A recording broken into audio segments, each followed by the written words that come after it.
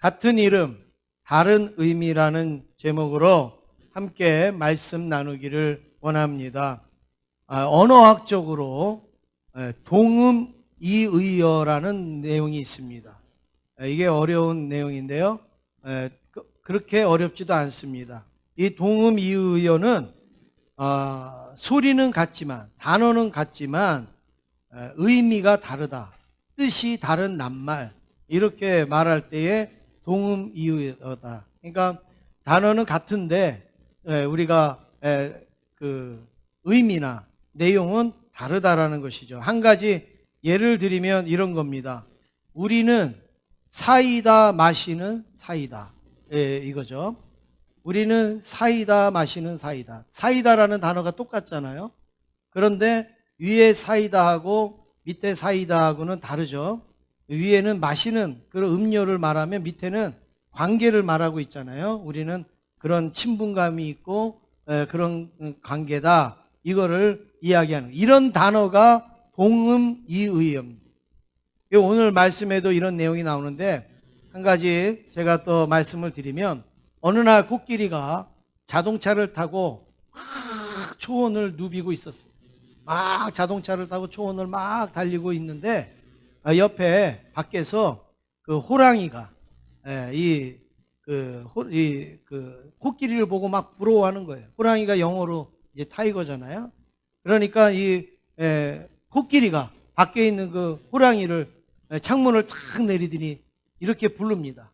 타 이거! 이렇게 불렀다고 합니다. 이게 동음이의어입니다. 똑같은 타이어지만 하나는 호랑이를 말하고 있고 하나는 타라 이거죠. 빨리 이 차를 타라, 그런 내용입니다. 오늘 본문에도 이름은 같아요. 단어는 같아요. 그런데 의미가 확연히 다른 단어가 나옵니다. 그게 무언가 지팡이라는 단어예요. 지팡이. 이 지팡이라는 단어가 계속 나오는데 이 지팡이가 똑같은 지팡이입니다. 그런데 그 의미는 다른 거죠. 그 어떻게 다른가? 맨 끝에쯤에 가면 아마 그 내용이 나오겠습니다. 첫 번째로 살펴볼 때 왕궁에서 광야로 우리가 살펴보기를 원합니다. 모세는 애굽의 노예 히브리 민족으로 태어났습니다. 태어날 때 노예의 민족으로 태어났어요. 애굽의 노예의 민족으로 태어났어요.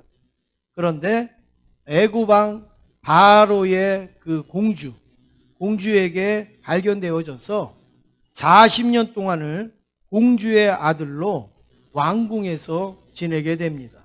그래서 모세의 그 일생은 세 가지로 나눌 수가 있는데, 하나는 왕궁에서 40년, 그 다음에 광야에서 40년, 그리고 이스라엘의 지도자로 40년, 이렇게 모세는 120년을 삽니다.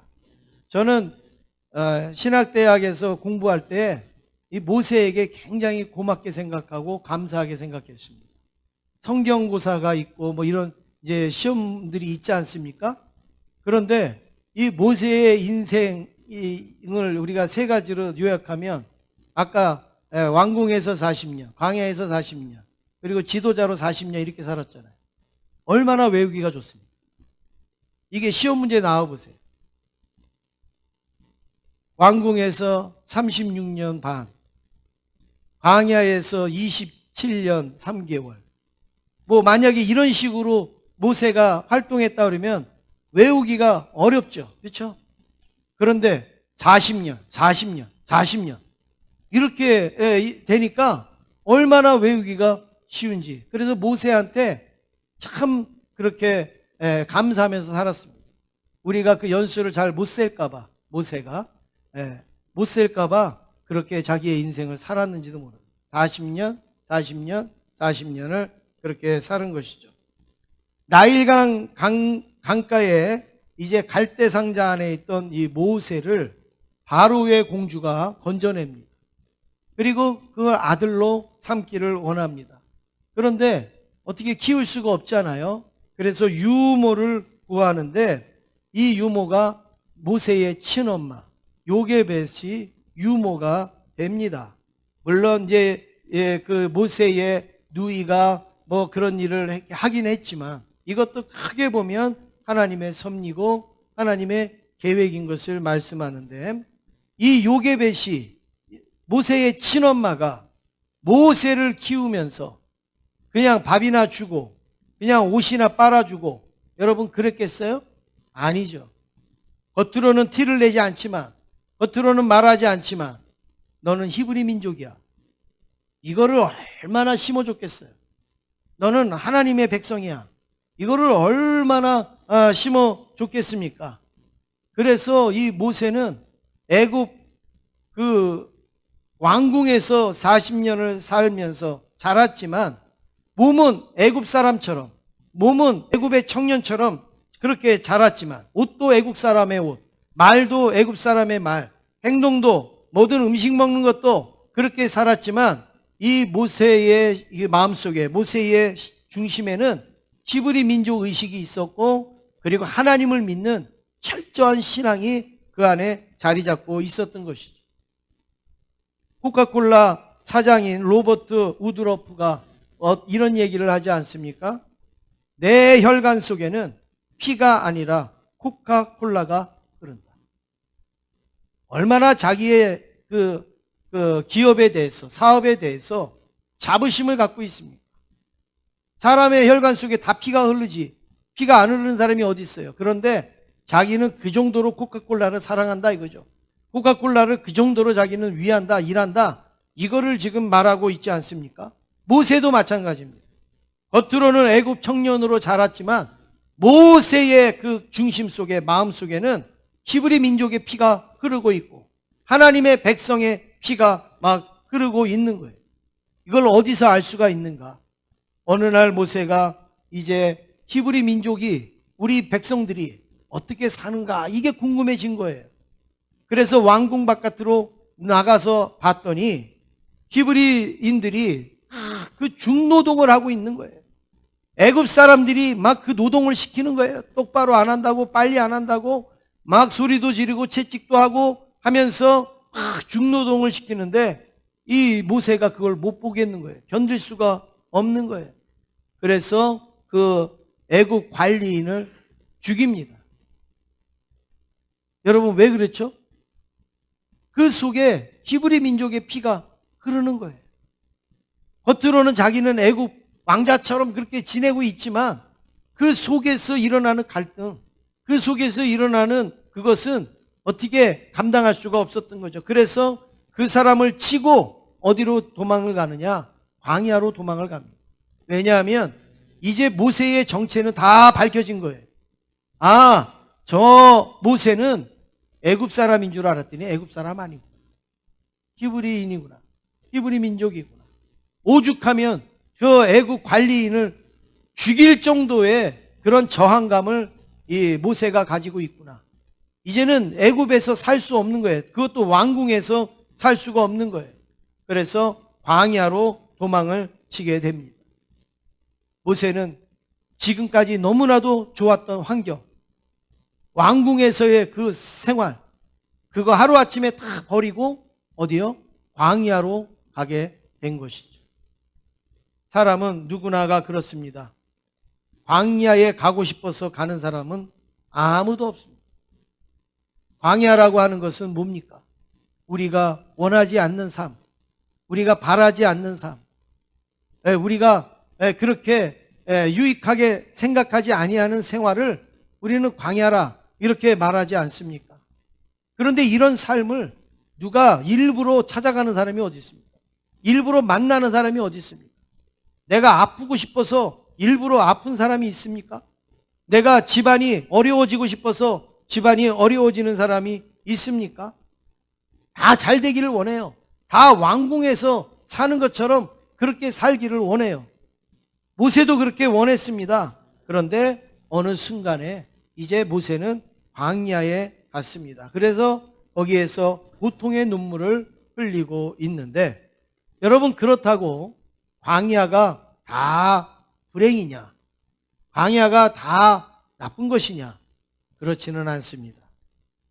지금 여러분이 광야에 있다고 낙심할 이유가 없어요. 지금 여러분의 생활이 광야와 같다 할지라도 여러분 좌절하실 필요가 없어요. 왜냐하면 광야에 있다고 다 나쁜 게 아니에요. 광야에 있어도 유익되기도 하고 오히려 우리의 인생의 전환점이 되기도 하고 그리고 더 큰 발전을 우리는 맞이할 수 있기 때문에 광야 생활을 잘하면 오히려 덕이 되고 그리고 득이 되고 유익이 될 수 있다라는 사실입니다.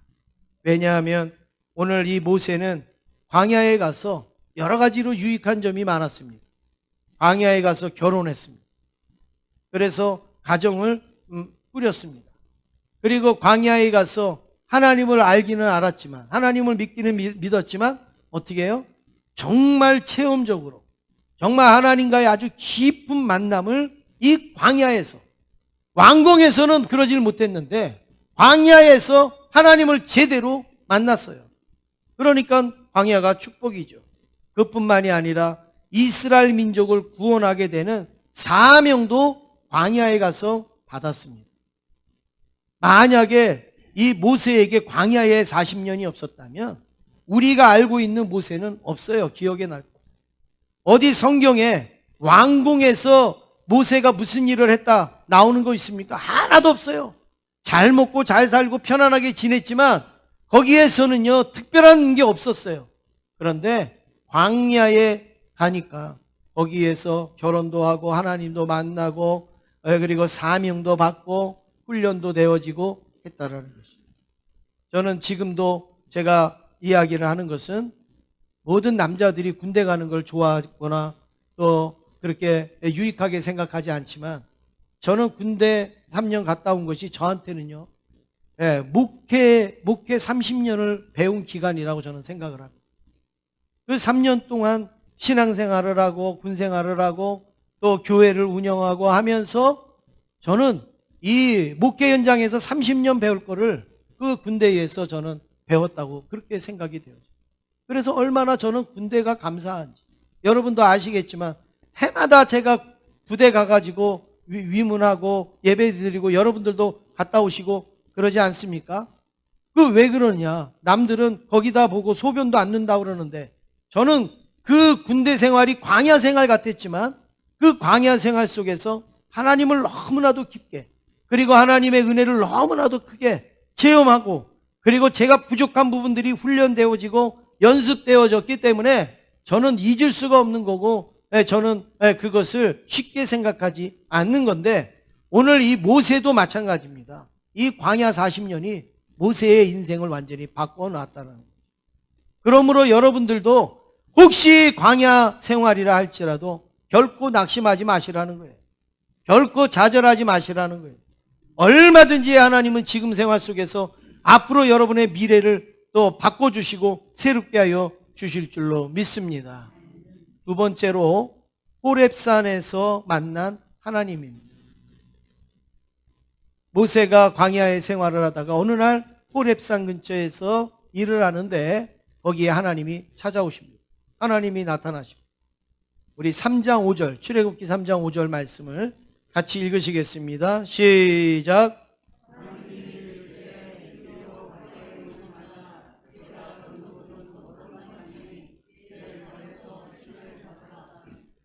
네, 호렙산에서 하나님이 모세를 만나십니다. 모세가 접근을 하려고 하니까 가까이 오지 말라. 내가 선 곳은 거룩한 땅이다. 내 발에서 신을 벗으라. 왜 거룩한 땅입니까? 왜 신을 벗어야 됩니까? 그 호렙산이 뭐 대단한 땅입니까? 금싸라기가 있습니까? 하나님이 계시니까. 하나님을 만나는 자리이기 때문에 거룩한 거예요. 하나님을 만나는 자리이기 때문에 거기가 신을 벗어야 된다라는 겁니다. 여러분 우리가 하나님 앞에 나올 때 오늘 보니까 전부 다 예쁘게 단정하시고 깨끗하게 깔끔하게 그러고 나오셨는데 여러분 왜 그렇게 나오십니까? 교회가 깨끗해서 지난주에 대청소해서요? 그게 아니라 하나님을 만나기 때문에 하나님을 경험하는 자리이기 때문에 하나님 앞에 나오시기 때문에 그렇게 하는 거 아니겠습니까? 지금 모세도 하나님을 지금 만나는 가운데 있는데 신기한 일이 일어나는 거예요. 떨기나무가 하나가 있는데 그 떨기나무에 불이 확 붙은 거예요. 그래서 모세가 그걸 보고 왔는데 이 떨기니 나무를 보면서 하나님은 두 가지의 메시지를 주십니다. 모세에게. 떨기나무에 불을 붙은 그걸 통해서 두 가지의 메시지를 주시는데, 하나는 이스라엘에 대한 메시지입니다. 이스라엘 민족에 대한 메시지인데, 이 마른 떨기나무에 막 불이 붙는다. 이거는요, 미디안 광야에서는 흔히 볼 수 있는 일이래요. 우리는 이게 상상이 잘 안 가지만 그쪽에서는 흔히 볼 수 있는 일이래요. 왜냐하면 온통 메말라 있기 때문에 나뭇가지가 이렇게 바람에 이렇게 부딪히면 마찰로 인하여서 거기에 불이 붙는데, 나무가 바싹 말라 있으니까 불이 확 붙는 거죠. 그래도 뭐 나무가 띄엄띄엄 하나씩 있으니까 뭐 이거 불이 붙어도 그냥 타고 말면 그만인 거예요. 그런데 지금 여기에 불이 붙었는데, 나무에 불이 붙었는데 자세히 보니까 어때요? 나무는 타지 않고 겉에 불만 붙어서 막 타고 있는 겁니다. 여러분, 이게 무슨 메시지일까요? 지금 이스라엘 백성들은 지금 광야에서 불이 붙은 이 떨기나무와 같이 지금 이렇게 고통을 당하고 있는 거예요. 막 이렇게 아픔을 당하고 있어요. 그런데 가만히 보니까 나무는 안 타요. 나무는 죽지를 않아요. 나무는 없어지지가 않고 그냥 불만 붙어 있어요. 이게 이스라엘 민족에 대한 메시지입니다. 지금 이스라엘 민족이 고통을 받고, 그리고 지금 이스라엘 민족이 애굽 사람으로 인하여서 눌리고 그렇게 되고 있지만, 하나님이 지켜주시는 한 죽지 않는다 이거예요. 하나님이 지켜주시는 한 이스라엘 민족은 망하지 아니한다. 하나님이 자유와 기쁨을 주실 것이다. 지금은 이제 포로로 잡혀 있지만 하나님께서 반드시 자유와 기쁨을 주실 것이다 라는 그런 약속의 메시지가 그 불꽃에 있는 거예요. 그 다음에 또 하나 메시지는 모세 자신에 대한 메시지입니다. 모세에게 주신 메시지예요. 여러분, 한 가지 제가 문제를 드리겠습니다. 나무에 불이 막 붙어갖고 나무가 탔어요. 타가지고 이제 제가 됐어요. 나무가 이거 하나 하고, 나무에 불이 붙어서 막 불꽃이 올라왔는데 나무는 하나도 타지도 않고 나무는 하나도 다치지 않고 그냥 불만 타요. 첫 번째하고 두 번째하고 어느 게 초자연적인 능력입니까? 네? 첫 번째입니까? 두 번째죠. 여러분, 나무에 불이 붙어서 나무가 타는 거는요, 당연한 일이잖아요. 그런데 나무에 불이 붙었는데 나무가 하나도 안 타요. 여러분, 이거는 당연한 게 아니잖아요. 하나님만이 하실 수 있는 일 아닙니까? 그러니까 이게 초자연적인 현상이잖아요. 이거를 모세가 보면서 무엇을 느꼈느냐면 이겁니다. 모세야, 내가 너를 이스라엘을 구원하는 도구로 쓰겠지만 네가 하는 게 아니라 누가 하는 거예요? 내가 하는 것이다. 너를 통해서, 떨기나무를 통해서 막 불이 일어나잖아요. 그런데 떨기나무는 이렇게 타지 않잖아요. 마찬가지로 너를 통해서 내가 이스라엘 민족을 구원하겠지만 너는 다치지도 않고 너는 상하지도 않을 거야. 내가 일하기 때문에. 하나님께서 모세에게 지금 이런 말씀을 하고 있는 겁니다. 오늘 우리 성도 여러분을 만나신 하나님은 여러분에게 뭐라고 말씀을 하십니까? 아무개 성도야, 나는 말을 잘 못하거든. 그러니까 내 대신 전도 좀 해줄래? 하나님 그렇게 말씀하십니까? 그렇지 않습니다. 아무개 성도야, 나는 돈이 없어. 나는 가난해. 그러니까 너희들이 헌금을 좀 해야 돼. 그렇게 하나님이 말씀하십니까? 그렇지 않습니다. 아무개 성도야, 나는 힘이 없어. 나는 일하고 싶어도 나는 능력이 없어. 그러니까 내 대신 조금 건축도 하고 또 청소도 하고 뭐 이런 일도 좀 할래? 하나님이 그렇게 말씀하시는가? 그렇게 말씀하지 않습니다. 그냥 내가 뭘 시키면 순종만 해. 한다고만 해. 그러면 불을 일으키고 일을 하고 이루게 하는 거는 내가 할 테니까. 순종만 하고 그냥 그렇게 따라만 해. 여러분, 하나님께서 그렇게 말씀하지 않겠습니까? 우리가 무슨 능력으로 주의 일을 하겠어요? 우리가 무슨 힘으로 하나님의 일을 하겠습니까? 그런데 우리가 순종하고 우리가 움직이면 하나님께서 어떻게 합니까? 내가 일으킬 수 없는 불을 만드시고 그리고 일으키시어서 하나님의 일을 이루게 하지 않습니까? 그러므로 오늘 우리에게는 능력이 필요한 게 아니라 순종이 필요한 거예요. 그 말씀을 믿고 따르는 게 필요한 거예요. 은혜는 내가 줄 테니까 너는 순종하고 움직이기만 해. 여러분, 그래서 우리가 하나님 앞에 어떤 고백을 합니까? 하나님이 은혜 주셔야지 내가 일할 수 있습니다. 하나님의 은혜만 있으면 나는 감당할 수 있습니다.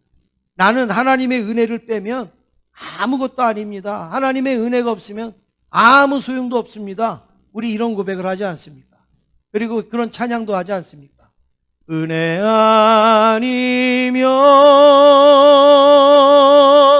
나서지 못하네. 십자가의 그 사랑 능력 아니면 나서지 못하네. 은혜 아니면 나서지 못하네. 놀라운 사랑 은혜 아니면 나서지 못하네. 그렇습니다. 하나님은 우리가 은혜 입기를 원하시지 우리가 어떤 능력을 가지고 그 일을 행하기를 원하시는 게 아닙니다. 호렙산에서 모세를 만나주신 하나님이 오늘 저와 여러분도 만나시고 하나님의 은혜로 채워지기를 원하시는 줄로 믿습니다. 세 번째로 모세의 지팡이를 우리는 알 수 있습니다. 1절 말씀, 오늘 1절 말씀 같이 읽겠습니다. 시작.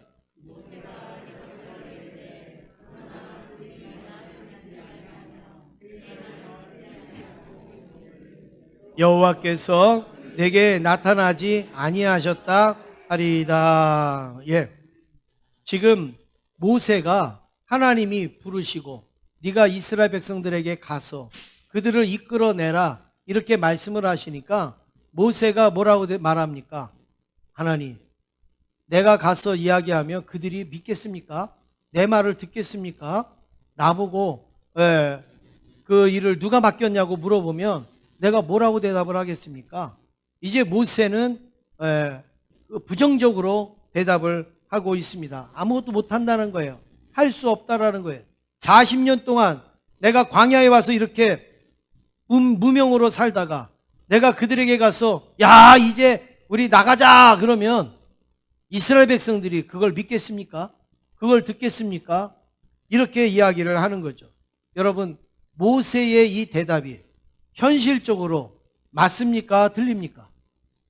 여러분은 그런 모세의 말을 믿고 나가겠어요? 안 나가죠. 누가 나가겠습니까? 너 이제 광야에서 살다가 이제 미천이 다 떨어졌나 보다. 그리고 이제 우리를 이용해서 뭘 하려고 하나 보다. 뭐 우리 이렇게 생각할 거 아니에요. 현실적으로 모세의 말은요 맞습니다. 그런데 여러분 신앙적으로는 틀립니다. 왜요? 지금 누가 말씀하신 거예요? 하나님이 말씀하셨어요. 하나님이 가라고 했잖아요. 하나님이 이끌어내라고 그랬지 않습니까? 여러분 현실적인 거하고 신앙적인 게 뭐냐면 현실적인 거는요 우리 상황이에요. 우리의 상황. 이 사람이 싫어하니까 안 하고 이 사람이 좋아하니까 하고 이게 현실이에요. 그런데 신앙은 뭡니까? 신앙은 하나님과 나와의 관계예요. 하나님과 나와의 관계. 사람이 싫어하든 사람이 인정하지 않든 하나님하고 나하고 맺어지면 그게 신앙적인 관계예요. 지금 하나님이 모세에게 말씀하신 게 현실적으로 말씀하신 거예요? 신앙적으로 말씀하신 거예요?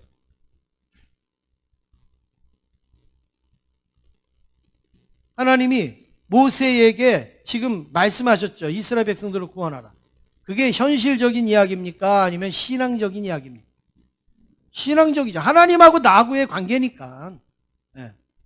하나님 말고 우리 주변에 하고 일어나는 일들하고는 그게 전부 다 현실적이라는 거예요. 그거는. 그런데 하나님과 나와의 관계. 이거는 신앙적인 관계. 제가 한 가지 예를 들어서 말씀드리면, 내가 오늘 하나님 앞에 예배 드리러 나와야 돼요. 그건 무슨 관계예요? 무슨 관계예요?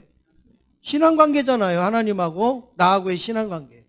그런데 나오려고 했는데 누구 옆집의 아줌마가 나한테 어디 산에 가재요. 그래갖고 내가 지금 산에를 가요. 그거는 지금 무슨 관계예요? 현실적인 관계, 현실적인 관계. 그렇죠?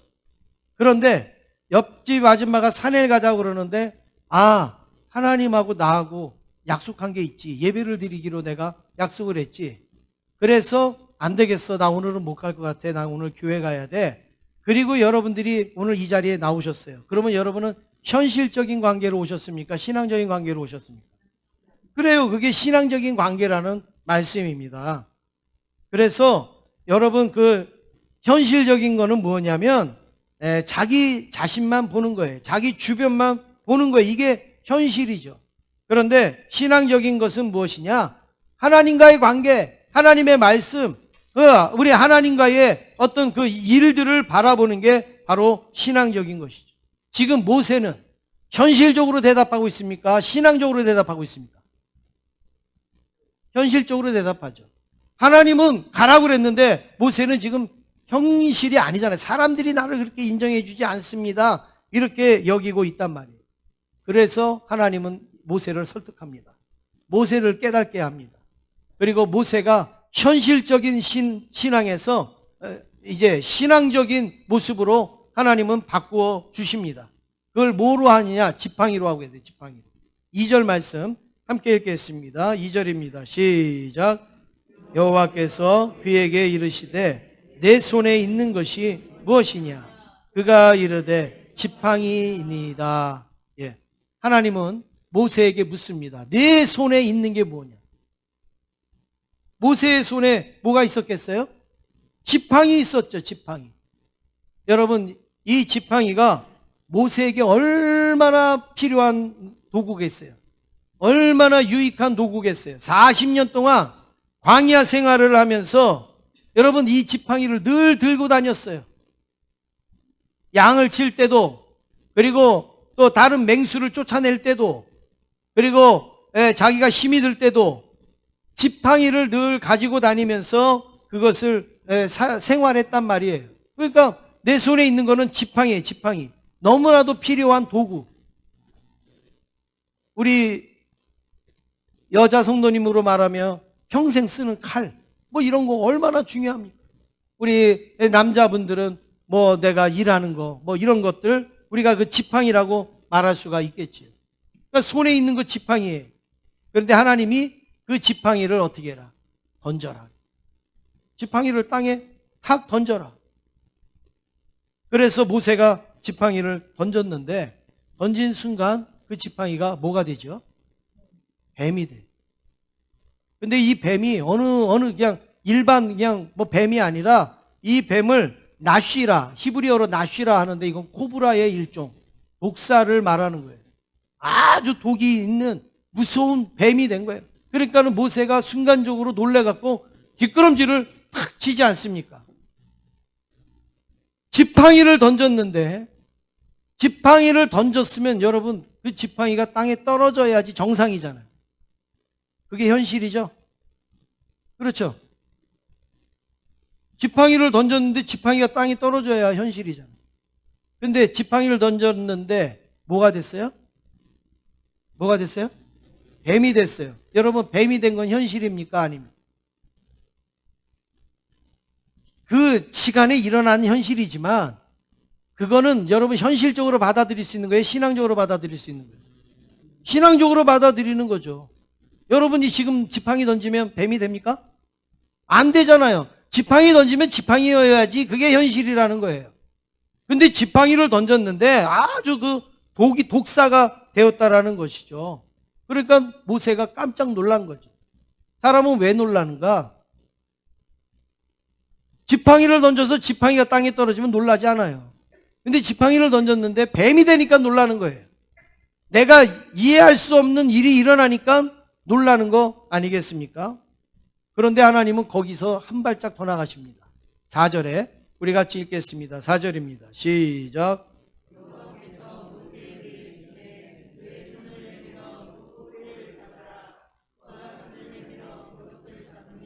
그 손에서 지팡이가 벤지라. 지팡이를 던져서 뱀이 된 것도 놀라운데 하나님은 그 뱀을 잡으라. 그것도 어디를 잡으라요? 꼬리를 잡으라. 저는 뭐 뱀을 안 잡아봐서 모르지만 뭐 여기 대부분 그러신 분들이겠지만 여러분, 뱀은 상식적으로 어디를 잡아야 될까요? 네?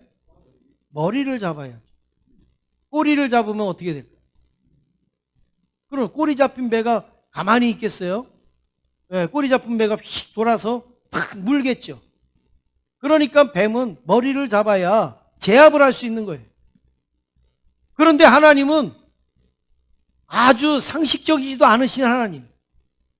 야, 빨리 뱀 머리를 잡아라. 아니면 뱀 머리를 돌로 쳐라. 뭐 이래야 돼, 맞는 건데 꼬리를 잡아라. 얼마나 어리석습니까, 우리 하나님.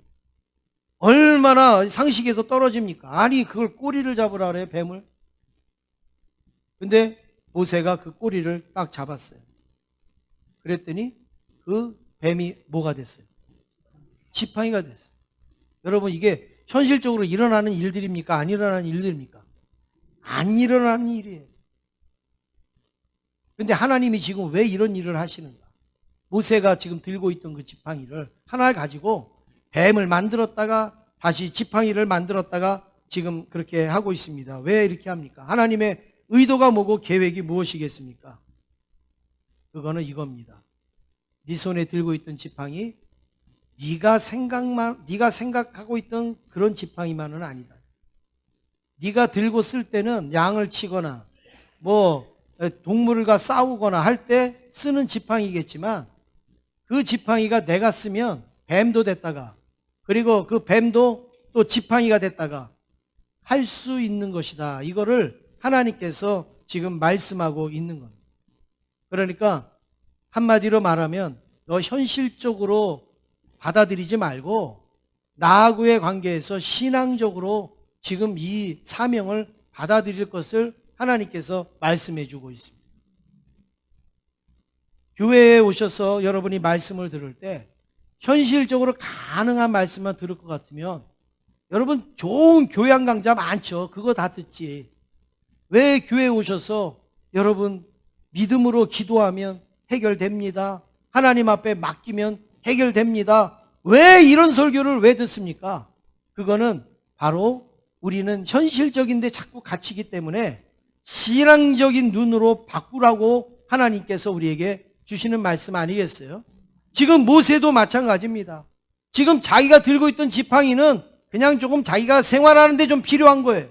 그런데 하나님이 던지라고 그리고 잡으라고 그러니까요, 이거는 내가 여태까지 보지도 못했고 내가 여태까지 감당도 못했던 엄청난 일이 거기에 이루어졌다라는 말씀입니다.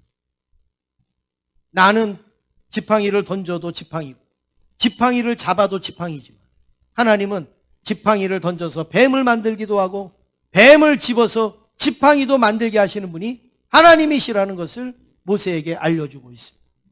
그래서 그 순간부터 모세의 지팡이는 이름이 바뀝니다. 뭐로 바뀔까요? 하나님의 지팡이로 바뀝니다. 모세가 여태까지 들고 다녔던 건 모세의 지팡이에요. 그런데 이제부터는요, 모세의 지팡이라고 말이 안 나와요, 성경에. 모세가 지팡이를 들고 일할 때 하나님의 지팡이라는 말이 나와요. 하나님의 지팡이. 왜 그런가?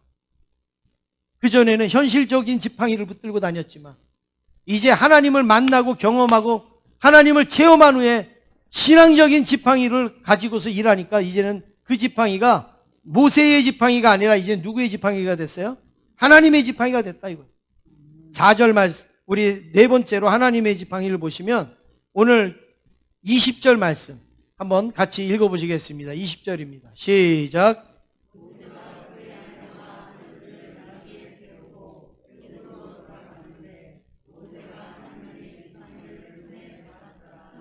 예, 저는요 이 말씀 읽은데요 막 소름이 끼치는 거예요. 모세가 이제 호렙산에서 내려갔습니다. 그리고 짐을 쌉니다. 그리고 자기의 아내와 아이들을 데리고 나귀에 싣고 그리고 어디로 가요? 애굽으로 들어가요. 이제 그 애굽에 있는 민족을 끌어내야 되니까 애굽으로 이제 돌아가는데 모세가 손에 뭘 잡고 있었다고요? 하나님의 지팡이. 하나님이 따로 제작해서 주셨을까요? 하나님이 따로 만들어서 주셨을까요? 야, 그거는 아카시아로 만든 거잖아. 내가 참나무로 하나 만들어 줄게. 그리고서 이렇게 만들어 주셨을까요? 똑같은 지팡이에요. 모세가 그 전에 가지고 있었던 그 지팡이에요. 그런데 그 지팡이를 똑같이 들고 가는데 그 전에는 모세의 지팡이였어요. 그런데 이 시간부터는 누구의 지팡이가 됐어요? 하나님의 지팡이가 되었다라는 것이죠. 이 지팡이가 호렙산에서 던졌던 지팡이, 그리고 던졌더니 뱀이 됐던 지팡이, 그 지팡이를 뱀을 잡았더니 그 지팡이가 되었던 그 지팡이입니다. 이 지팡이를 잡았는데 여러분 이게 뭐예요? 지금까지는 이 지팡이를 네가 들고 일했으니까 모세의 지팡이에요. 그런데 이 지팡이를 이제는 누가 들고 일하실까요?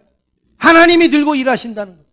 모세가 여전히 잡았지만 이제는 이 모세를 누가 잡았느냐면 하나님이 잡으셨어요. 그러니까 너의 지팡이가 아니고 하나님의 지팡이가 된 겁니다. 지팡이는 바뀌지 않았습니다. 지팡이는 달라지지 않았습니다. 지팡이를 새로 만들지 않았습니다. 그런데 그 지팡이는 모세의 지팡이에서 하나님의 지팡이로 이름이 완전히 바뀌었습니다. 그 전에 지팡이는 모세가 광야 생활에 필요한 지팡이였지만 이제는 하나님의 역사를 일으키고 구원을 일으키고 이스라엘 민족들을 이끌어내는 데 쓰여지는 그런 능력의 지팡이가 되었습니다. 똑같은 모세의 지팡이, 하나님의 지팡이가 분명히 이제는 다르다라는 것을 말씀해 주고 있습니다. 그렇습니다. 지금 여러분들이 가지고 계신 것이 무엇이 있습니까? 여러분들의 지팡이가 뭡니까? 현실적으로 내 건강도 있었고 내 물질도 있고 내 자녀도 내 사업도 다 여러분들이 가지고 있는 지팡이잖아요. 그거 없으면 어떻게 생활을 해요? 그거 없으면 어떻게 삽니까? 그런데 이제 그게 하나님의 지팡이로 바뀌어야 되는 거죠. 내 건강이 아니라 하나님을 위한 건강, 내 물질이 아니라 하나님을 위한 물질, 내 사업이 아니라 하나님을 위한 사업, 내 계획이 아니라 하나님을 위한 계획, 내 자녀가 아니라 하나님의 자녀, 이렇게 우리가 하나님의 지팡이로 바뀌어야 된다는 거죠. 사람들은 동물과 사람의 차이를 IQ로 따집니다. 얼마 이상은 사람, 얼마 이상은 동물, 뭐 이렇게 우리가 많이 따지지 않습니까? 그래서 IQ가 조금 낮거나 좀 이러면은 막 뭐라 그래요? 동물만도 못하다 그러고 뭐 이러지 않습니까? 그런데 여러분, 사람하고 동물은 IQ로 따지는 게 아니에요. 지능으로 따지는 게 아니에요. 사람하고 동물은 뭘로 나누느냐? 자기를 볼 줄 알면 사람이고 자기를 볼 줄 모르면 동물이에요. 예를 들어서 거울이 있어요. 동물이 그 거울 앞에 딱 서면 어떻게 합니까? 막 머리 빗고 막 이렇게 털 뭐 이렇게 닦고 막 이래요? 동물이 거울 앞에 딱 서면요, 그 앞에 있는 그 거울에 비친 모습이 자기인 줄 모르고 적인 줄 알고 막 지저대잖아요. 막 난리를 치잖아요. 못 보셨어요? 기도만 하시니까 여러분들은 못 보시겠죠. 한번 여러분 테스트를 해보세요. 집에 강아지가 있든지 아니면 뭐가 있든지 앞에 거울을 딱 갖다 놔보세요. 얼마나 놀래는가. 그리고 막 짖고 막 그냥 막 발로 막 이렇게 하고 한단 말이에요. 그런데 사람은 거울이 앞에 딱 있으면 어떻게 해요? 막 머리 만지죠. 그리고 옷도 막 그렇게 만지고 뭐 잘못된 거 없나 막 보잖아요. 여러분, 사람은 자기를 보는 능력이 있어요. 그런데 동물은 자기를 보는 능력이 없어요. 상대만 보고 그리고 적만 보지 자기를 보는 능력이 없는 겁니다. 이게 사람과 동물의 나누는 그런 차이점인데, 여러분 이걸 뭐라고 얘기하느냐? 자기를 보는 능력을 뭐라고 얘기하느냐? 메타인지라 이렇게 말하는 거예요. 메타인지. 이 메타인지는 내가 내 자신을 아는 거. 이게 메타인지예요. 그러니까 동물에게는 메타인지가 없어요. 메타인지는 누구에게 있다고요? 사람에게 있어요. 그래서 우리가 내 자신을 보고 뭐가 부족한지, 뭐를 바꿔야 되는지, 뭐가 틀렸는지, 뭐 아니면 때로는 막 폼을 잡기도 하고 하는 것이 바로 메타인지. 내 자신을 내가 아는 것. 그래서 옛날에 여러분 유명한 사람이 이 얘기를 했잖아요. 메타인지에 대해서 우리에게 자각을 준 사람이 있잖아요. 누구예요? 테스 형. 테스 형이 메타인지를 우리에게 알려준 거예요. 테스 형이. 근데 이 메타인지는 우리 머릿속에다가 거울을 넣고 다니는 거랑 똑같다는 거예요. 그래서 우리가 무슨 말을 해요. 근데 내 머릿속에 그 거울로 보는 거예요. 아, 내가 이런 말을 하지 말아야 되는데. 내가 무슨 행동을 해요. 아유, 내가 이런 행동을 하면 안 되는데. 그거를 자기 자신이 자각을 하는 거예요. 그게 바로 메타인지인데, 여러분 이 메타인지가 높을수록 좋은 거고 낮을수록 우리가 나쁜데, 신앙에도 메타신앙이 있습니다. 메타신앙. 무슨 말씀이냐면 메타신앙이 낮은 성도는요, 자기를 안 돌아봐요. 말씀을 들어도 남만 보는 거예요. 다른 사람 탓만 하는 거예요. 뭐 그렇게 해요. 근데 메타신앙이 높은 사람들은 말씀을 들으면서, 말씀을 보면서 자기를 자각하는 거죠. 나의 부족함을 깨닫고, 그리고 나의 약함을 알게 되어지고, 그렇게 하는 거예요. 그래서 여러분, 메타 신앙이 낮은 사람은요, 자기가 제일 하나님을 잘 믿는 줄 알아요.